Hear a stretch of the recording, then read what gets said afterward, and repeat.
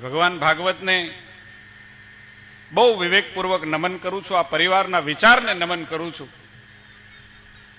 કૃષ્ણગઢ ગામ, નામ ઉપરથી નામ જેવા જ ગુણ છે. હમણાં જ હું થોડા દિવસ પહેલા સંજયભાઈ અહીંયા છે, સરપંચ અહીંયા છે, આ ગામના દીકરાઓ આવા પ્રકારના છે ને એનાથી મોટું ગૌરવ ન હોઈ શકે સાહેબ, કે એક પરિવાર, નાનો પરિવાર, આપણો મુંધવા પરિવાર, ક્યાં બાપુ થરા બેઠા છે ત્યાંથી આ ધરતી ઉપર આવે. આપણી ધરતી પાવન થઈ ગઈ બાપ, આવા મહાપુરુષો અહીંયા આવે ને આવા વિચારો સૂજે આપણને.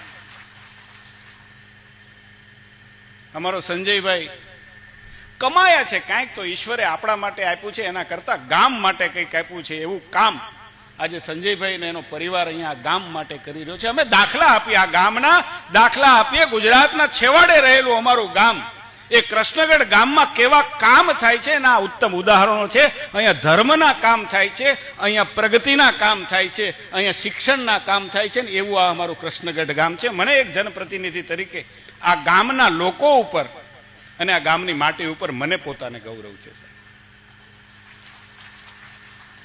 કેવા સંસ્કારો! આ માટીમાં કંઈક તાકાત છે, અને તાકાત ન હોય ને તો ભગવાન ભાગવતે નો આવે અને થરાથી બાપુય નો આવે.